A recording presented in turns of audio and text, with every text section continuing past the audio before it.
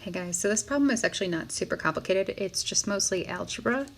Okay, so, and manipulating kind of equations here. So we're asked to find a couple of things. The equations that you're going to be manipulating for this problem are going to come from chapter 4. I kind of covered a couple of things in the discussion. So here's sort of a list of equations. I added a few more on here. And kind of some definitions here, but we're going to be just pulling from this as we do the problem.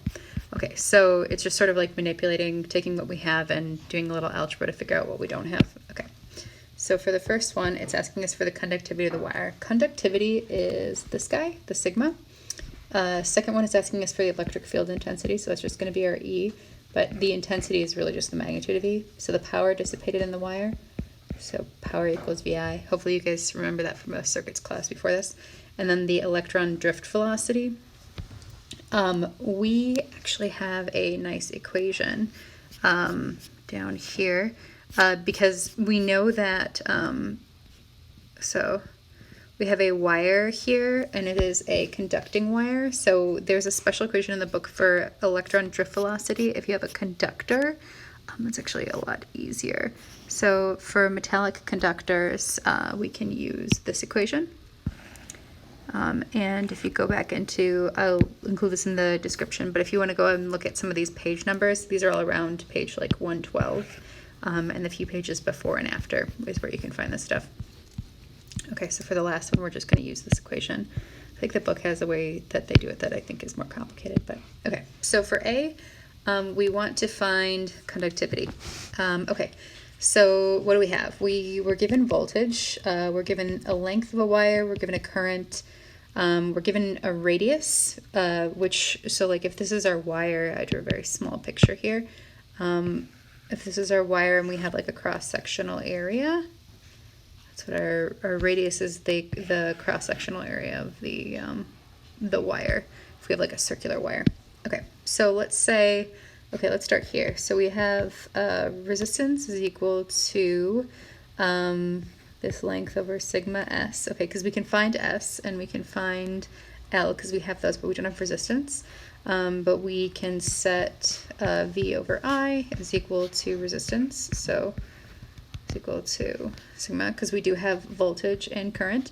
Okay, so basically we just want to rearrange that guy and we can solve for sigma. That's really it. So what we have for our sigma equation is we have sigma is equal to L times I over the area times voltage. So S is equal to pi r squared, and then our R is this 0.5 millimeters, so it's pi times this. It's equal to our S, and then our voltage is given, and that's equal to 6 volts.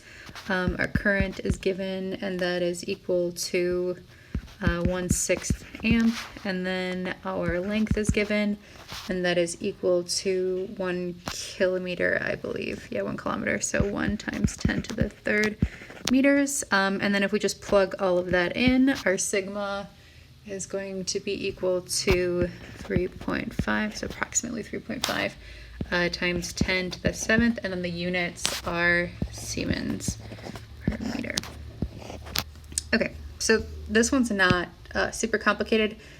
These kinds of problems are just sort of checking that you know how to find and manipulate these particular equations for this section. So it probably won't give you, like, it'll ask you for conductivity maybe, but won't tell you what it is, so you just kind of need to know the definitions for those, so you can keep a cheat sheet handy here. Okay, next we're going to find electric field intensity. This one, we just have field intensity is equal to volts divided by the distance. So the units for this are voltmeters for this guy, so we're dividing by 10 to the 3rd. So it's going to be equal to 6 volts over 1,000 meters. So it's just going to give us 6 times 10 to the negative 3rd voltmeters. Okay, so these problems are really not super complicated.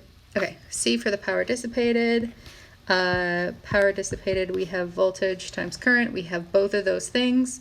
So V times I is equal to 6 volts times 1/6 amps. So that's equal to 1 watt.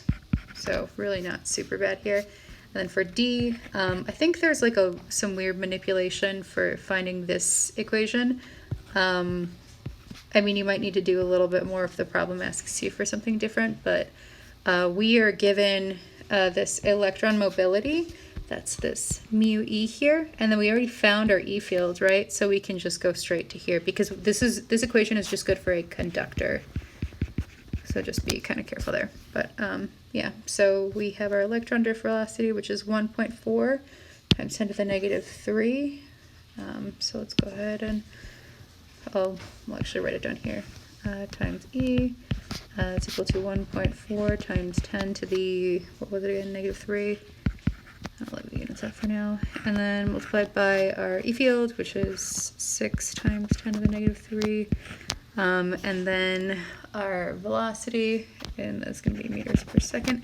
So we just want to check and make sure that our units line up here, but we should get 8.4 times 10 to the negative 6 meters per second.